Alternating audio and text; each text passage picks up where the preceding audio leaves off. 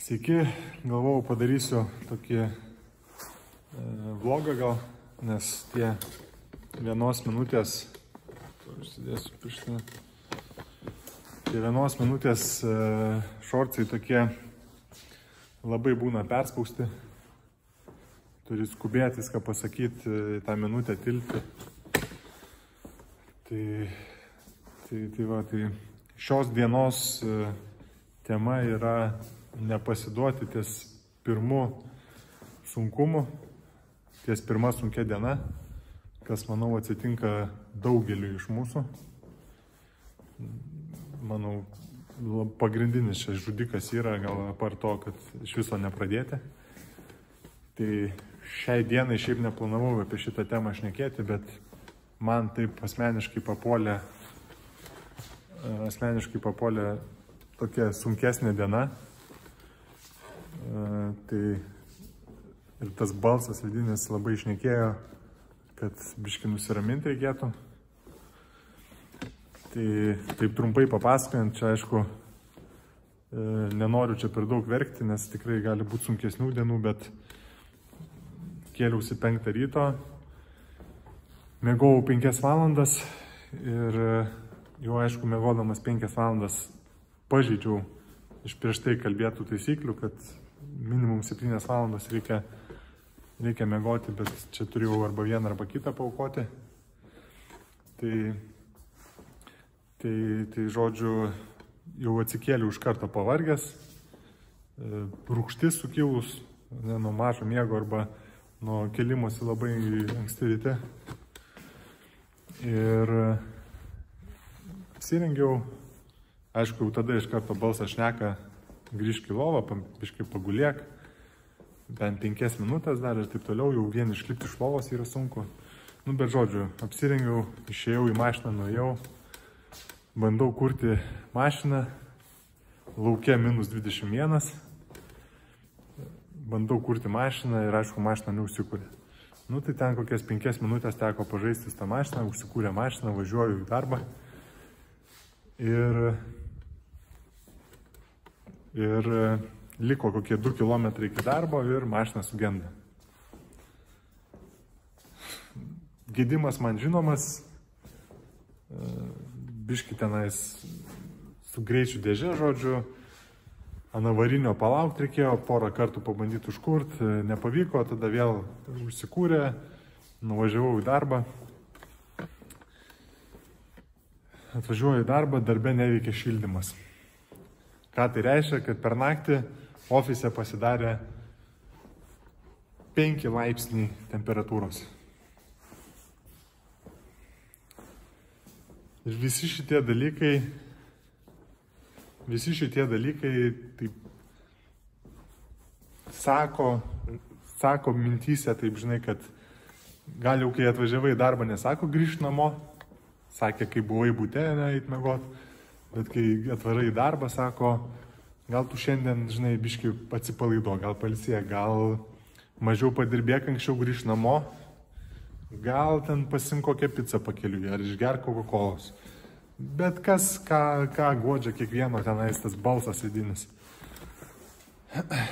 Tai labai produktyviai dirbti nepavyko, bet, bandžiau dirbti produktyviai, aišku, kai būni toks lavonas, tai sunkiai sekasi.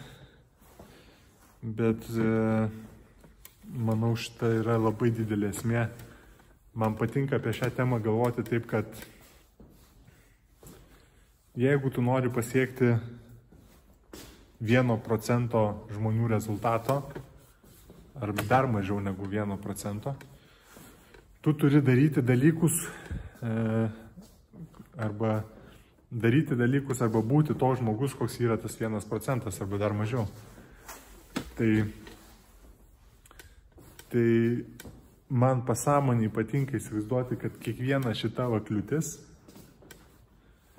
kai šalta laukia, arba ten turėjai sportuoti ir šalta, yra vieta, kada tu tarkim, jeigu tavo tikslas yra būti iš, nežinau, ten 2 milijardų, 10 milijonų pirmoje vietoje, 10 milijonų nuo 1 iki 10 milijonų, ar nuo 1 iki milijono, iš 2 milijardų, tarkim, populiacijos. Tai man vis laiką patinka galvoti, kad kiekviena šita sunki diena yra diena, kada tu gali pakilti per 10 tūkstančių, per 100 tūkstančių pozicijų. Kai kiti pasiduoda, tau diena yra įrodyti ir aplenkti didelę krūvą žmonių. Kur šiaip darai kiekvieną dalyką, kiekvieną užduotį kasdieną, tai jinai tokia yra po biški, kiti irgi daro, tu irgi darai ir ten kažką gal aplenki, bet šitos sunkiausios dienos arba dalykai, kurių kiti žmonės negali prisivers daryti, yra tokie, kur tave daugiausiai pakelia į viršų per pozicijas. Tai va, šiaip kol kas turbūt tik tai lietuviškai nufilmuosiu, nors aplamai lietuviškas šitas lietuviškas kanalas, tai čia toks yra didžiausia turbūt problematika, nes pinigų iš to tikrai neuždirbsi ir arba uždirbsi ten 30 kartų mažiau negu iš angliško. Daugiausiai savo susikursi, nežinau, blogo arba gero žinomumo, jeigu gyveni Lietuvoje. Tai, kad užsieniečiai tave žinos, tai jie Lietuvoje tavęs beveik niekados nesutiks. Kai lietuviai tave žino, tai Lietuvoje tu susitiksi su jais. Ir žodžiu, lietuviai turi tokį tipažą, kad labai greitai mėgsta kritikuoti. Taip, kaip čia pasakyti, nelabai protingai kritikuoti arba tiesiog pasodinti kitą žmogų. Žodžiu, kaip yra tas pasakymas, aukščiausia saulėgrąža būna nukertama. Tai ten, man atrodo, pas japonus, jeigu gerai išverčiau. Tai tas, kuris bando iškišti galvą, tai būna nukertamas. Tai tas pas mus tipažas tikrai yra. Bet, aš ir pats esu pakankamai skeptiškas. Nepasitikiu dažniausiai tik žmonėm. Bet stengiuos ten negatyvo labai nevaryti. Tai čia biškai atsiprašau, kad ta visa kamera, ta prasme, čia kreivai, šleivai, vienaip kitaip aš čia pamatytumėt su kokiu agregatu, su stovu, trikojų vaikštau. Jeigu pro langą mane čia matys, tai iš viso galvos, kad atsiprašant, asilas. Bet, šiaip taip jau, kadangi čia pradėjau, tai kanalo tikslas turbūt ypač lietuviško, tai yra padėti turbūt. Ne pinigų čia šito lietuviško kanalo užsidirbti aš nelabai planuoju. Ir aplamai iš tų kanalų ten, iš reklamos ar iš kažko. Tai tikslas gal yra filmuoti kelionę ir eiti pakeliui su dalykais, su kuriais susiduriu, ir juos visus apibendrinti, ta prasme, ir nufilmuoti ir pašnekėti. Tai tikrai norėsiu ateityje pradėti daryti pamokas, ne pamokas, ar šiaip pavyzdžius, ten koks procesas yra atidaryti įmonę, koks procesas net šiaip domintų, net ir šiaip pabandyti ten, koks procesas yra įsidarbinti ten kažkokiam darbe, koks ten progresas ir ką galima uždirbti. Tikrai noriu daryti visus šitus populiariausius kursus, paimti tų kursų, nusipirkti tos kursus, ta prasme, ir pasakyti natūraliai iš tikrųjų, kas ten tose kursuose gero yra ir kas ten yra šūdo, kur aš manau, kad pagrindai yra šūdas. Tai lietuviškų aš iš viso net nelabai kursų žinau, arba mano manimu jie turbūt labai žemo lygio, tai įdomiau yra apie angliškus tos kursus. Tai turbūt šito kanalo esmė yra tokia. Labiau gal Lietuvai čia geriau, kam sunkiau su anglų kalba. Kas keista, aišku, atrodo jau čia visi angliškai kalba, bet tai turėta lietuvišką versiją kažkokio, ne?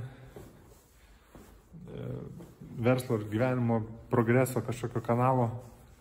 Nenoriu čia vadintis mokytoju, nes aš pats nesu patenkintas, kur aš esu. Tai aš tikrai savęs mokytoju nesivadinsiu. Kursų pardavinėti irgi tikrai neplanuoju. Kol kas nežinau. Arba jeigu ir kažkas bus daroma, tai tikrai bus nemokama alternatyva galima.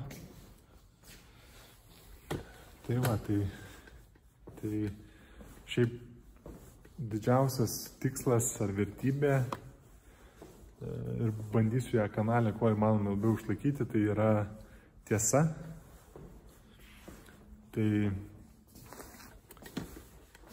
Tai aš manau, šitas dalykas yra be jos, aš manau, be tiesos visa kita yra šūdas.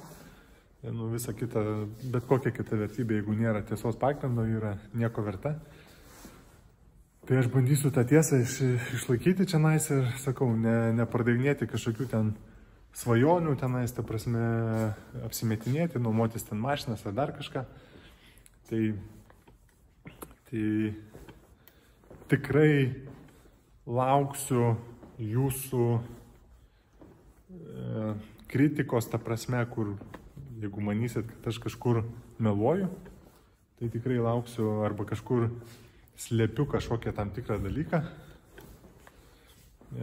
specialiai kažką nuslėpinėju, tai tikrai lauksiu iš tos kritikos, nes tikslas, ko man pačiam labai trūksta iš daugelio kanalų, tiek angliškų, ypač lietuviškų, tai visi tau bando kažką parduoti, apsimeta, kad tau nori padėti, bet iš tikrųjų tau pardavinėja šūdą. Ar mokymus, ar knygą, ar platformą, visi kažką tau nori parduoti.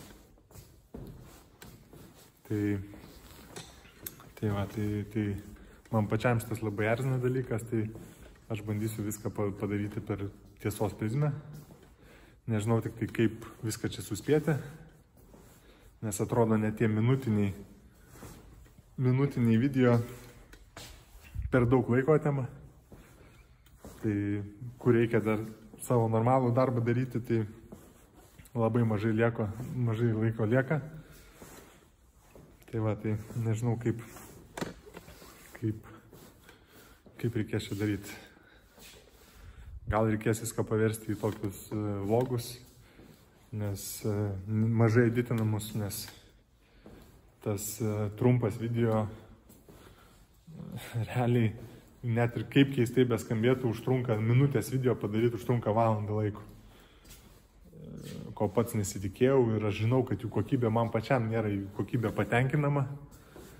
Tai žodžiu, nežinau, bandysim tobulėti.